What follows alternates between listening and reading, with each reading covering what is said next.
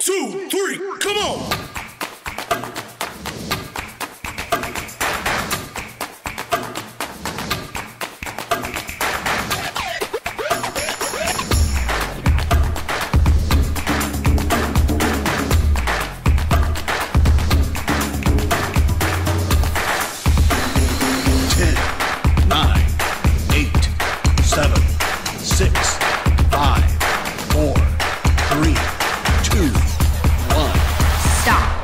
Judul khotbah hari ini adalah anugerah yang menyelamatkan. Nah, di dalam pesan firman Tuhan hari ini ada tiga hal yang kita mau sama-sama bahas. Yaitu adalah yang pertama bahwa semua manusia berdosa dan membutuhkan Yesus Sang Juru Selamat. Hal yang kedua kita akan mau bahas adalah anugerah Tuhan yang menyelamatkan. Dan hal yang ketiga kita mau bahas adalah mengenai keselamatan merupakan inisiatif Tuhan dan respon manusia. Nah, jadi saudara, ini kaitannya kepada judul anugerah yang menyelamatkan. Nah, saya mulai masuk pada poin yang pertama, yaitu adalah semua manusia berdosa dan membutuhkan Yesus Sang Juru Selamat. Apakah memang semua manusia berdosa di muka bumi ini? Jawabannya adalah ya. Seberapapun salehnya dia, seberapapun baiknya dia, Alkitab firman Tuhan mengatakan kepada kita bahwa semua manusia berdosa. Bahkan di dalam kitab Pengkhotbah pasal yang ke-7 ayat 20 dikatakan bahwa, saya bacakan yang di blok merah. Semua orang telah berbuat dosa dan tidak ada seorang pun yang tidak pernah berdosa. Jadi sehebat apapun dia, sesaleh apapun orang itu, firman Tuhan berkata di muka bumi ini setiap orang tidak ada yang tidak pernah tidak ada orang yang tidak pernah berdosa. Semua orang pernah berdosa. Nah, dan firman Tuhan juga mengatakan kepada kita bahwa upah dosa adalah maut. Dan dikatakan bahwa di dalam Wahyu pasal 21 maut itu digambarkan adalah mengenai neraka, kematian kekal. Dikatakan tetapi para penakut, orang-orang yang tidak mau percaya, orang-orang kejam, para pembunuh, orang-orang yang melakukan dosa seksual, tukang-tukang sihir, penyembah-penyembah berhala, dan para pembohong. Ini bukan berbicara hanya mereka aja loh yang masuk neraka. Ini berbicara mengenai representatif daripada seluruh dosa yang ada di dunia ini. Ya, karena kalau semua dosa ditulisin semua di situ, Alkitab penuh. Kayak gitu kan, jadi hanya representatifnya aja. Bahwa firman Tuhan mengatakan bahwa semua orang yang berdosa akan dibuang ke lautan api dan belerang. Inilah kematian yang kedua. Jadi saudara, firman Tuhan itu jelas banget bahwa yang pertama semua manusia berdosa dan semua manusia berdosa akan dicampakkan dalam api neraka, kematian kekal. Nah, oleh karena itulah hari ini perlu kita semua sama-sama miliki sebuah kebenaran dalam diri kita bahwa hanya Yesus yang bisa menyelamatkan seseorang. Hanya Yesus yang dapat menyelamatkan saudara dan saya. Tidak ada jalan yang lain, hanya Yesus. Kenapa? Karena memang firman Tuhan berkata di dalam Kisah Para Rasul pasal 4 ayat 12, firman Tuhan berkata, keselamatan tidak ada di dalam siapapun juga selain di dalam Dia. Sebab di bawah kolong langit ini tidak ada nama lain yang diberikan kepada manusia yang olehnya kita dapat diselamatkan. Jadi firman Tuhan ini mengajarkan kepada kita bahwa kita tidak bisa diselamatkan melalui nama Anton. Gak bisa. Kita tidak bisa diselamatkan oleh nama Budi. Gak bisa. Kita hanya bisa diselamatkan hanya melalui Yesus. Kenapa ini penting kita harus pegang dalam kehidupan kita sejak kita masa muda? Yaitu adalah di dalam kehidupan kita sebagai manusia, terkadang di dalam sebuah masalah demi masalah yang kita alami, ada begitu banyak kemungkinan di mana ada orang-orang di kiri kanan kita atau pemikiran yang muncul daripada iblis yang ditanamkan dalam diri kita untuk menawarkan sebuah solusi kelihatannya. Ada orang pintar di sana yang bisa tolong kamu. Ada ini loh, di sana jalan seperti ini loh. Itu yang bisa menyelamatkan kamu daripada masalah ini. Dan lain sebagainya. Kalau kita tidak mengerti bahwa hanya Yesus yang bisa menyelamatkan kita daripada kematian kekal, maka kita akan mudah beralih. Pada akhirnya gak sedikit orang yang memang meninggalkan Yesus Kristus sebagai Tuhan. Why? Karena mereka tidak punya pakem di dalam diri mereka bahwa hanya Yesus yang bisa menyelamatkan. Hari ini yang saya mau ajak setiap kita untuk pahami hal yang pertama adalah hanya Yesus yang bisa menyelamatkan saudara dan saya. Amin. Bagaimana Yesus menyelamatkan saudara dan saya? Caranya adalah dengan memberikan anugerah kepada kita. Melalui apa? Kematian Yesus kayu salib. Jadi dengan cara dia memberikan anugerahnya bagi kita, melalui pengorbanan itu, kematian Yesus kayu salib, maka kita diselamatkan. Apa itu anugerah? Anugerah berbicara mengenai kebaikan Tuhan. Anugerah berbicara mengenai belas kasihan Tuhan. Anugerah berbicara mengenai pengampunan Tuhan. Anugerah berbicara mengenai kuasa Tuhan. Anugerah berbicara mengenai kebaikan hatinya Tuhan. Yang diberikan kepada seseorang dengan cuma-cuma. Sekalipun orang itu gak layak untuk terima anugerah tersebut. Saudara, itulah yang disebut dengan anugerah. Dan kita diselamatkan oleh Tuhan melalui anugerah.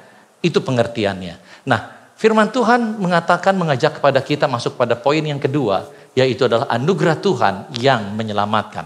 Nah, di dalam firman Tuhan dikatakan, Efesus pasal yang kedua ayat 4 sampai 5, ini membuat kita semakin yakin bahwa memang kita diselamatkan hanya oleh anugerah melalui Yesus Kristus.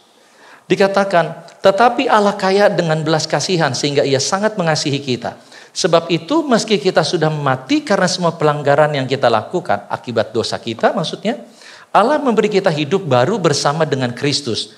Baca sama-sama yang di bold hijau. 1, 2, 3. Oleh anugerahnya kamu diselamatkan. Bilang kiri kanannya, oleh anugerahnya kamu diselamatkan. Ya.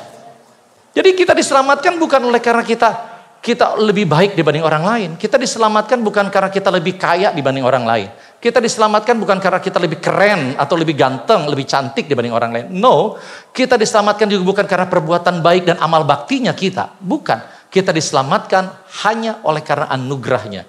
Di dalam Kisah 15 ayat ke-11 dikatakan dengan sangat jelas bahwa kita percaya, kata Paulus, bahwa kita hanya diselamatkan oleh anugerah Tuhan Yesus. Begitu juga dengan orang-orang bukan Yahudi. Siapa orang bukan Yahudi? Kita Gentile, bukan Jewish.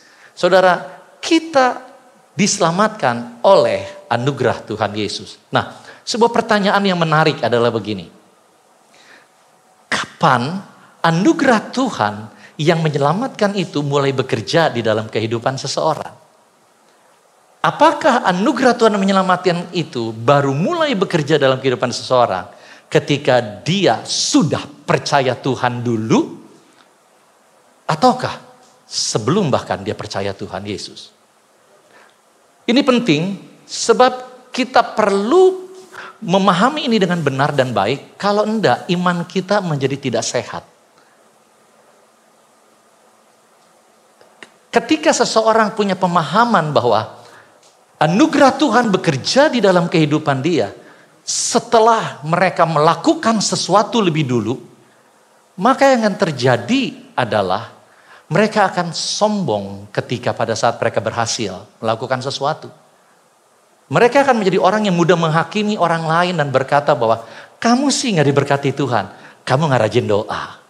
Kamu sih gak dipromosi oleh Tuhan karena kamu itu gak kasih persembahan.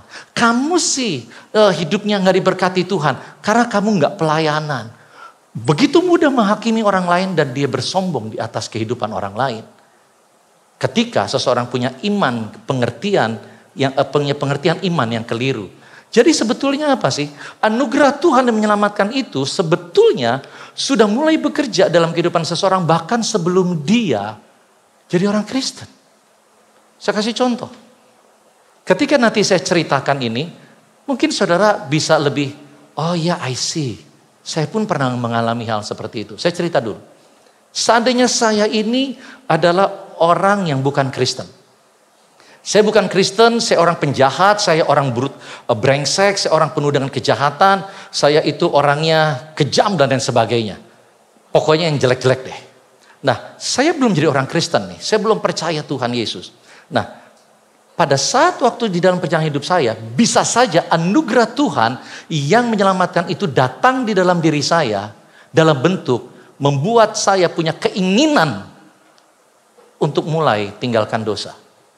membuat saya punya mulai keinginan untuk mengenal tentang Yesus. Siapa sih itu Yesus? Anugerah Tuhan menyelamatkan mulai bekerja dalam diri saya dalam bentuk ada timbulnya sebuah keinginan untuk menerima Yesus dan percaya Yesus. Itu bagi yang belum percaya Tuhan Yesus. Bagaimana dengan orang Kristen yang terhilang? Bagi orang Kristen yang terhilang seperti anak yang bungsu, maka pada saat waktu anugerah Tuhan yang menyelamatkan itu mulai bekerja atas diri dia ketika dia sedang meninggalkan Tuhan, maka anugerah Tuhan yang menyelamatkan itu mulai bekerja membuat sebuah keinginan dalam diri dia untuk balik kepada Tuhan. Sama seperti anak yang bungsu itu. Ada sebuah keinginan, kayaknya kok hidup gue rusak ya. Kok hidup gue jadi kayak gini ya. Hidup gue kok jadi berantakan ya. Ada sebuah keinginan, udah deh. Kayaknya gue mau balik aja deh sama Tuhan. Nah, itu anugerah Tuhan yang menyelamatkan, yang mulai bekerja dalam kehidupan seseorang. Saudara paham sampai di sini? Mungkin ada beberapa saudara berkata gini, iya, saya pernah ngalamin itu. Tetapi pertanyaan berikutnya adalah, apakah anugerah Tuhan itu yang menyelamatkan berhenti sampai di situ? Tidak. Anugerah Tuhan yang menyelamatkan akan terus bekerja ketika ada punya keinginan untuk percaya Yesus, dan ketika saya sudah menjadi orang Kristen dan percaya Yesus sebagai Tuhan, anugerah Tuhan yang menyelamatkan itu terus bekerja, bukan hanya di sana tetapi terus bekerja dalam kehidupan saya dalam bentuk apa? Sebuah kekuatan, kuasa, kemampuan untuk saya mentaati perintah Tuhan, untuk saya melakukan kehendak Tuhan day by day, dari waktu ke waktu. Kekuatan Tuhan, anugerah Tuhan yang menyelamatkan memampukan saya untuk hidup benar, meninggalkan dosa, memampukan saya untuk mentaati firman Tuhan, dan sampai pada akhirnya at the end saya hidup kekal bersama dengan Tuhan di sorga. Anugerah Tuhan ada di dalam sepanjang kehidupan setiap kita. Kalau saudara mengerti tentang hal ini, maka saudara bisa lebih memahami apa yang Paulus katakan. Di dalam Filipi pasal yang kedua, Paulus berkata begini, sebab Allah bekerja di dalam saudara dan menolong saudara agar berkeinginan. Bagaimana Allah bekerja? Melalui anugerahnya. Membuat ada sebuah keinginan di dalam hati untuk mentaati Tuhan. Bahkan bukan hanya menimbulkan keinginan, tetapi anugerah Tuhan itu juga akan memampukan kalian, dikatakan, melaksanakan kehendaknya. Di dalam terjemahan yang lain dikatakan, kamu dapat melakukan itu sebab Allah bekerja di tengah-tengahmu, Allah menolongmu untuk selalu ingin. Jadi kalau kita punya keinginan untuk hidup benar, itu adalah anugerah daripada Tuhan. Kalau kita punya keinginan untuk bertobat, itulah anugerah daripada Tuhan. Kalau kita punya keinginan untuk memperbaiki diri, itulah anugerah daripada Tuhan. Ingin melakukan menyenangkan hati Tuhan, itulah anugerah daripada Tuhan yang sedang bekerja dalam kehidupan kita. Dan Dia memberikan kuasa kepadamu untuk mengeksekusinya. Bukan cuma sekedar pengen di hati, tetapi ada sebuah kemampuan untuk menghidupi firman itu. Itulah yang disebut dengan anugerah Tuhan.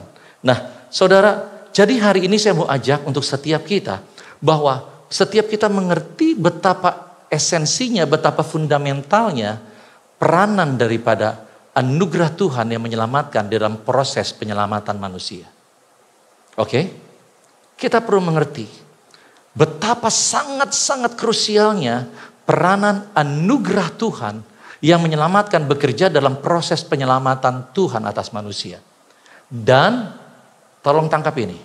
Anugerah Tuhan yang menyelamatkan bekerja di dalam kehidupan seseorang bukan hanya untuk menyelamatkan dia daripada kematian kekal saja. Tetapi anugerah Tuhan yang menyelamatkan juga bekerja di dalam kehidupan orang itu untuk menyelamatkan dia dari segala bentuk macam kematian yang terjadi di dalam hidupnya di muka bumi ini akibat perbuatan dosa dan masalah yang ada. Mungkin ada orang-orang yang mengalami kematian rohani. Mungkin ada orang-orang yang mengalami kematian dalam pelayanan. Kematian dalam faktor keuangan. Kematian di dalam karir mungkin. Atau kematian di dalam hubungan. Hubungan dengan Tuhan, mungkin hubungan dengan orang lain. Atau juga mengalami kematian di dalam perkara-perkara yang lain. Saudara, Tuhan, Dia memberikan anugerahnya yang menyelamatkan dalam kehidupan kita. Ya, untuk kita diselamatkan dari kematian kekal. Tetapi anugerah Tuhan juga ada di dalam kehidupan saudara untuk menyelamatkan kita ketika kita sedang menghadapi masalah, ketika kita sedang menghadapi problem. Saudara, bahkan terkadang sebelum kita menghadapi masalah, Tuhan pun sudah mengerjakan anugerahnya di dalam kehidupan kita. Untuk anugerah yang menyelamatkan, yang bekerja sebelum seorang percaya pada Tuhan Yesus, yang memberikan keinginan-keinginan di dalam hatinya untuk menerima Yesus, untuk datang kepada Yesus, untuk meninggalkan dosa dan percaya kepada Tuhan Yesus. Mungkin kita kenal yang namanya prevenient grace, anugerah yang mendahului. Saudara, tetapi hari ini yang saya mau ajak untuk kita pahami bahwa bukan penting istilah itu, tetapi esensi pemahaman tentang anugerah Tuhan itu sangat penting sekali. Karena itu akan menentukan seberapa iman saudara ketika menjalani kehidupan ini bersama dengan Tuhan. Saya mau cerita sebentar mengenai anugerah yang menyelamatkan. Di dalam kehidupan saya, dia bekerja sebelum, sedang, dan sesudahnya di dalam kehidupan saya. Saudara tangkap ini. Saya sangat bersyukur kalau hari ini, oleh karena anugerah Tuhan, saya bisa berdiri di tempat ini, melayani Tuhan, menjadi seorang hamba Tuhan. Sampai usia sekarang, sejak saya masih muda, sampai dengan hari ini. Dan juga saya bisa menikmati sebuah pernikahan yang bahagia bersama istri tercinta, yang tercantik di seluruh dunia. Dan jangan ngiri saudara, karena itu buat saya, belum tentu buat saudara, itu terserah. Tetapi saya mau katakan saya berbahagia dengan di dalam sebuah keluarga dengan seorang anak walaupun tunggal, tetapi yang sangat manis, sangat baik, dan sangat membanggakan kehidupan saya. Dan saya mau katakan itulah anugerah Tuhan. Tetapi saudara, saya mau ajak kita flashback mundur ke belakang. Sejak usia kelas SD, iblis mulai merusak kehidupan saya dengan pornografi, dengan rokok, dengan segala macam yang lain. Dan ketika saya berangkat remaja, kehidupan saya semakin tambah rusak, tambah hancur, dan tambah berantakan. Bukan at the end sih, dan pada saat satu titik ketika saya menjadi dewasa, saya mengalami yang namanya anugerah Tuhan yang menyelamatkan datang dalam kehidupan saya. Pada saat waktu itu, memberikan sebuah keinginan di dalam diri saya untuk meninggalkan dosa. Pada saat itu saya masih ingat sekali, pada saat saya ada di kantor, saya turun tangga dari mungkin lantai 6 gitu, turun ke lantai 5 di kantor saya.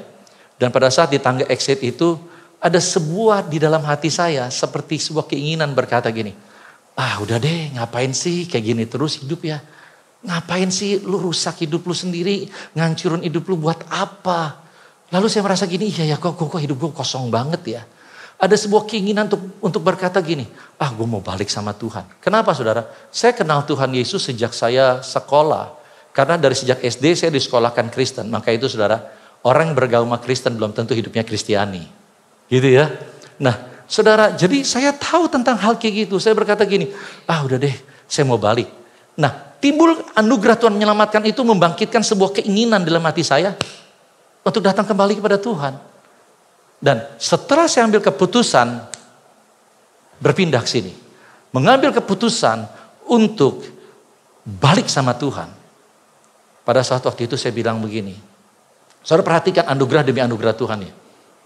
Yang itu buat saya, anugerah Tuhan yang menyelamatkan itu untuk saya, betapa luar biasanya.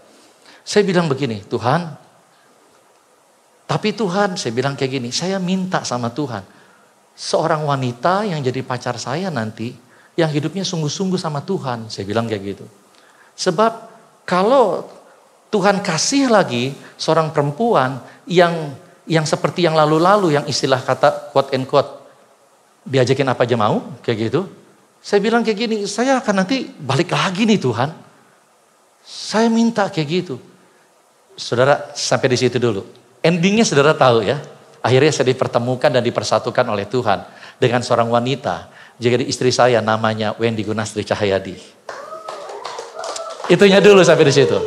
Tetapi saya mau kasih tahu mengenai anugerah Tuhannya yang menyelamatkan. Yang bekerja di dalam kehidupan kita yang tanpa kadang-kadang kita tahu dia sedang bekerja. Menyiapkan segala sesuatu bagi kehidupan kita.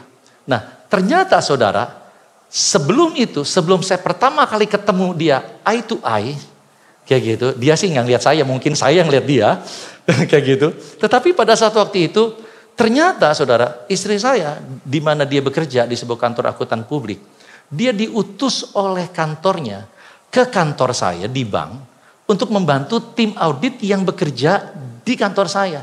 Dan yang luar biasanya, dia cuma dikasih waktu 2 hari doang.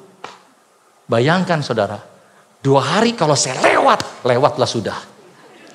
Iya kan saudara? Bisa bayangin kan waktu itu begitu pendeknya. Dan saudara, saya mau beritahu begini.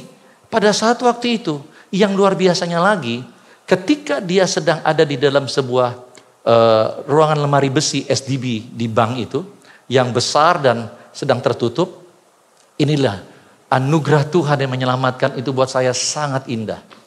Apa yang terjadi? Tuhan bicara sama dia. Waktu itu gak ada orang, ada siapa-siapa. Tuhan sebut nama saya di telinganya dia. David gitu. Nanti dia cerita kalau saudara gak percaya. Bener. Saudara, kenapa sih itu buat saya anugerah Tuhan yang menyelamatkan buat saya?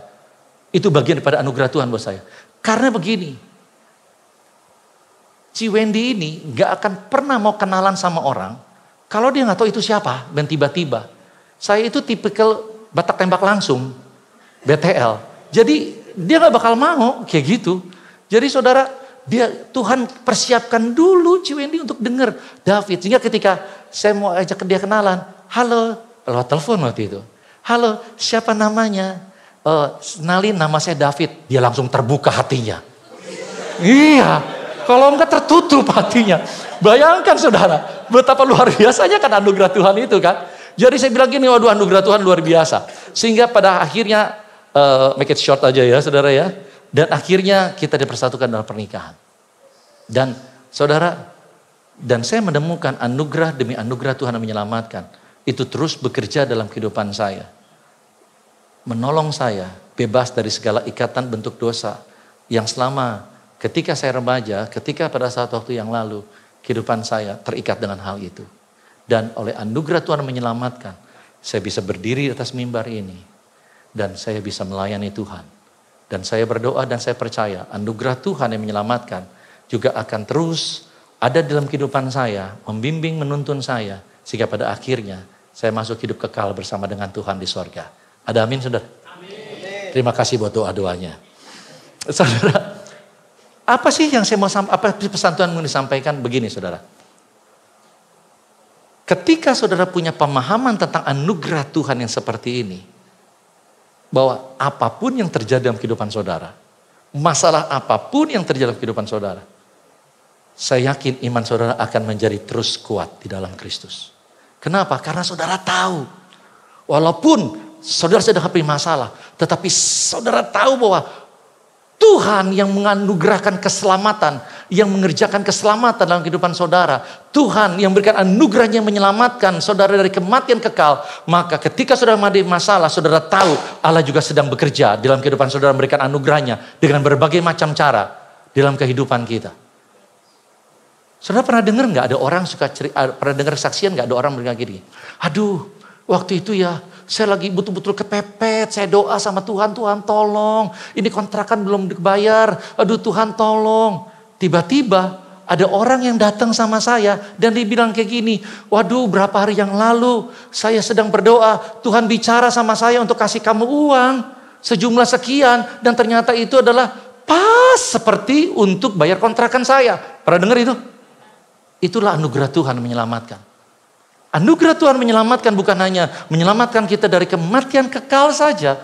Tetapi anugerah Tuhan yang menyelamatkan juga akan menyelamatkan kehidupan saudara. Dari kematian demi kematian demi kematian yang saudara alami dalam kehidupan saudara. Di muka bumi ini. Yang mengerti katakan amin.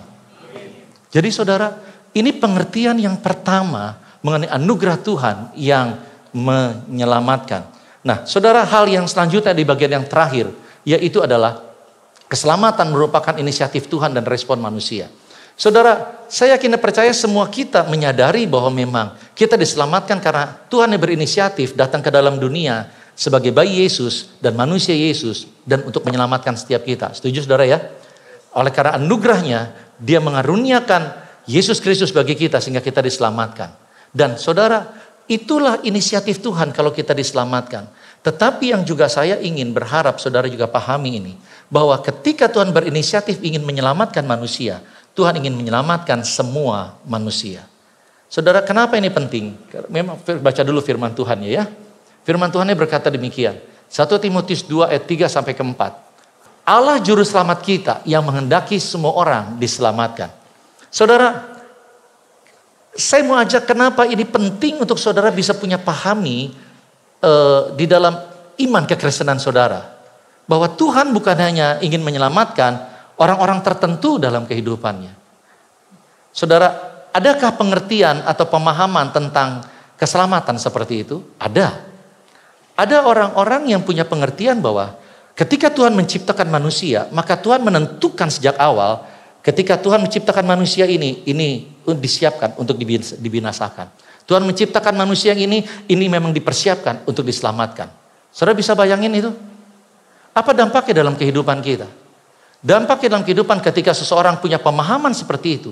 Maka ketika dia berada di dalam sebuah keluarga yang berantakan, hidup dalam kutuk, mungkin perceraian dan sebagainya. Dan dia akan berkata gitu, bahwa ya sudah nasib. Gue dilahirkan di dalam keluarga yang terkutuk seperti ini.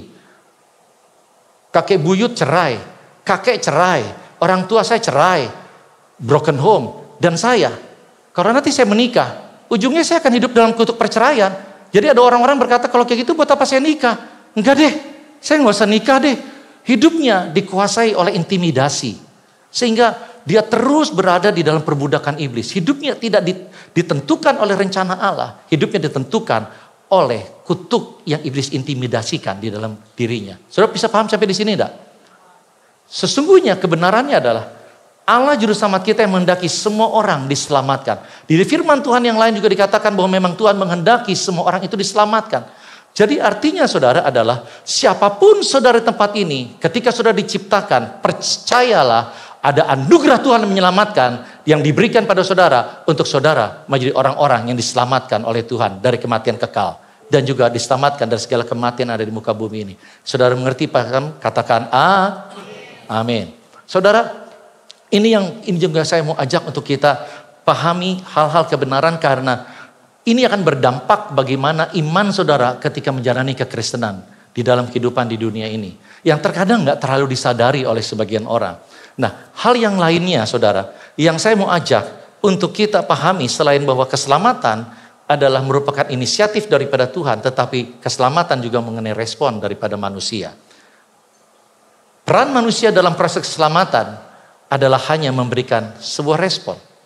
Respon apa, saudara? Yang pertama adalah respon untuk mengaku dan percaya bahwa Yesus adalah Tuhan.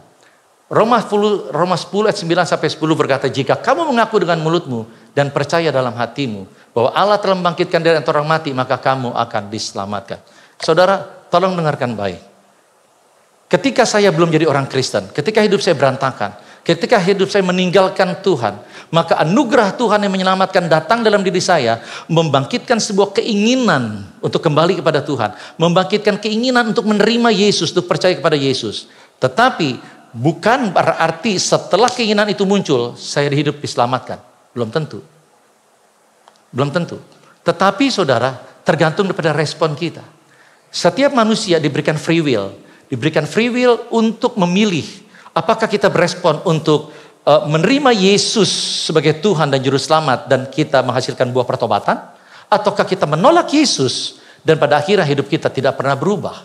Nah, saudara, di dalam firman Tuhan, saya akan singkat saja, saudara, di dalam kisah Raja Agripa, pada saat waktu itu dia mendengarkan pemberitaan Injil melalui Rasul Paulus. Tetapi pada saat waktu itu sekalipun anugerah Tuhan menyelamatkan, mulai membangkitkan keinginan dia untuk percaya kepada Tuhan Yesus menjadi orang Kristen. Tetapi akhirnya dia menolak.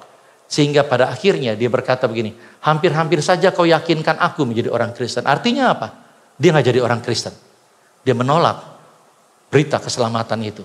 Nah, saudara, yang pertama adalah yang harus kita responi adalah kita mengaku dan percaya bahwa Yesus adalah Tuhan dalam kehidupan kita. Nah, kalau mungkin saudara di antara saudara adalah selama ini saudara belum pernah mengaku dengan mulut, saudara jadi orang Kristen karena diajak ke gereja, waktu lahir gitu langsung jadi orang Kristen. Tapi saudara belum pernah mengaku bahwa Yesus adalah Tuhan dan percaya dalam hati bahwa Yesus adalah Tuhan dan Juru Selamat bagi diri saya pribadi. Setelah nanti pada saat kita berdoa, saudara ambil keputusan untuk declare iman saudara di hadapan Tuhan. Nyatakan itu. Nah, saudara respon yang lain apa? Selain mengaku dan percaya bahwa Yesus adalah Tuhan. Respon yang lain adalah mengerjakan keselamatan. Firman Tuhan katakan, kerjakanlah keselamatanmu. Nah, apa itu mengerjakan keselamatan? Mengerjakan keselamatan berbicara mengenai hidup dalam pertobatan. Day by day kita hidup dalam pertobatan. Nah, saudara hidup dalam pertobatan itu apa? Ngaku dosa, tinggalkan dosa, dan lakukan kebenaran. Itu artinya bertobat. Kalau cuma ngaku dosa aja, tanpa tinggalkan dosa, tanpa lakukan kebenaran, itu namanya nyesel, bukan bertobat. Jadi saudara, yang Tuhan hendaki untuk kita bertobat. Nah, mengerjakan keselamatan setiap hari, ketika kita berdosa, kita melakukan kesalahan, datang minta ampun sama Tuhan, akui dosa itu, minta ampun sama Tuhan, dan minta tolong Tuhan untuk hidup, memperbaiki diri, dan melakukan kebenaran. Hidup dalam pertobatan. Yang selanjutnya respon daripada mengerjakan keselamatan yaitu untuk menyangkal diri dan pikul salib. Menyangkal diri dan pikul salib. Nah, Lukas 9 ayat 23 berkata, katanya kepada mereka semua, setiap orang yang mau mengikut aku, ia harus menyangkal dirinya, memikul salibnya setiap hari dan mengikut aku. Jadi setelah kita percaya kepada Tuhan Yesus, dan kita mau mengikut Yesus sehingga pada akhirnya kita hidup kekal bersama dengan Dia. Firman Tuhan berkatakan kita harus kerjakan keselamatan. Apa itu? Sangkal diri dan pikul salib setiap hari. Apa itu yang namanya sangkal diri? Sangkal diri adalah berbicara begini, berkata tidak terhadap kedagingan dan dosa. Dengan kata lain, berhenti mengikuti keinginan daging dan dosa. Jadi ketika ada muncul keinginan untuk kita untuk berbohong, berkata tidak kepada diri kita sendiri. No. Ketika muncul keinginan untuk mungkin berbuat jahat kepada seseorang, kita berkata no. Ketika muncul keinginan untuk iri hati dengan seseorang, ketika muncul keinginan untuk marah, ketika muncul keinginan untuk benci seseorang, ketika muncul keinginan untuk balas dendam terhadap seseorang, kita berkata no terhadap segala keinginan itu. Ketika kita berhasil berkata no, maka sesungguhnya kita sedang menyangkal diri.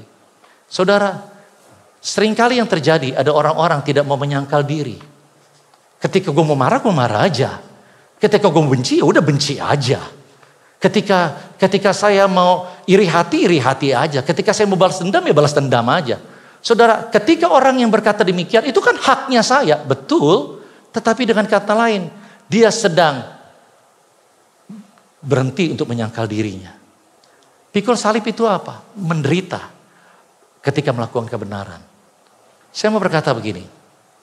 Ketika saudara diejek, ketika hidup kudus, ada orang-orang ejek saudara. Ketika saudara dimusuhin, ketika saudara mau hidup benar, saudara dijauhin, disingkirin. Ketika saudara berbuat baik sama orang, tetapi justru yang dibalasnya saudara dibalas jahat atau dihianati.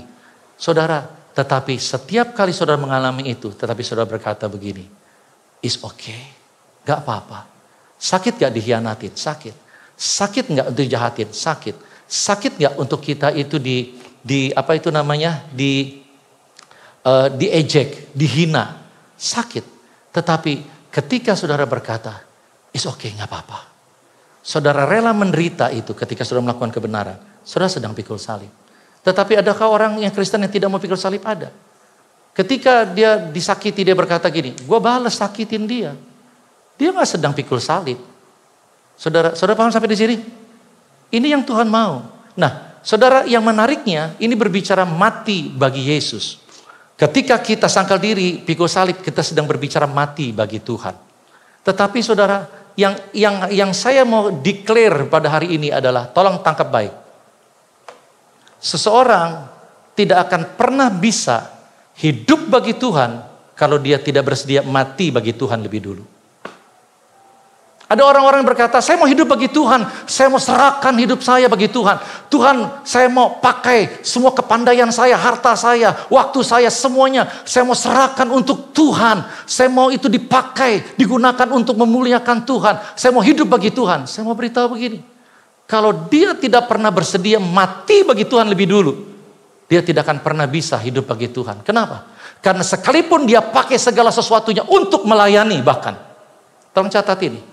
Sekalipun dia pakai segala sesuatu untuk melayani, tetapi ketika dia tidak berani, tidak bersedia untuk mati bagi Tuhan, maka sesungguhnya dia sedang pakai semuanya itu bahkan di dalam topeng pelayanan untuk dirinya sendiri.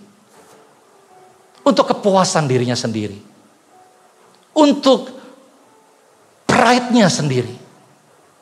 Untuk kebanggaannya sendiri. Kenapa? Karena memang pada dasarnya seseorang tidak akan pernah bisa hidup bagi Tuhan kalau dia nggak mati dulu. Kalau saudara baca 1 Korintus pasal 15, waktunya tidak ada. Tetapi kalau seandainya nanti saudara baca, Tuhan menciptakan kita baru, jadi ciptaan baru dalam Kristus. Artinya kita mati dan kita hidup lagi. Untuk apa? Kenapa itu terjadi? Tuhan Yesus lakukan tebus saudara dan saya. Supaya di ayat sebelumnya 1 Korintus 15 ayat 7 kalau tidak salah, dikatakan supaya kita tidak hidup bagi diri kita sendiri. Artinya mati atas diri kita, mati bagi Tuhan. Jadi hari ini, saudara, kalau kita mau berkata sebagai anak muda, saya mau hidup bagi Tuhan. Ayo mati dulu buat Tuhan. Kalau kita nggak pernah rela mati buat Tuhan, nggak rela sangkal diri, nggak rela pikul salib, kita nggak akan pernah bisa hidup bagi Tuhan. Maka segala sesuatu, bahkan ketika kita kaya sekalipun, kita hebat sekalipun, kita punya prestasi sekalipun, maka kita tidak akan pernah bisa hidup pakai itu untuk bagi Tuhan. Semua itu hanya untuk bagi diri kita sendiri. Jadi hari ini jangan sampai tertipu dengan sebuah slogan. Sebuah istilah. Tetapi biarlah kita hidup benar-benar dalam firman Tuhan. Dan yang ini yang terakhir.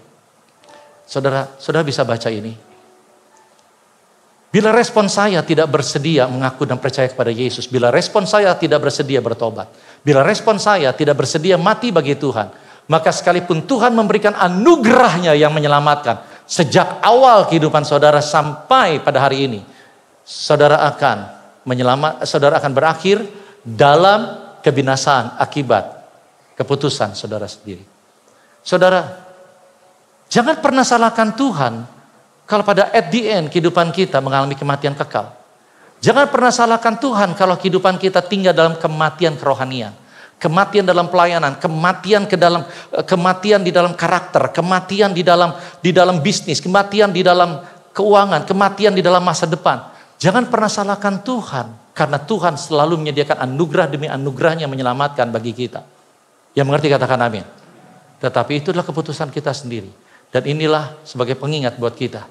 Barang siapa tidak mengikut salibnya dan mengikut aku, ia tidak layak bagiku.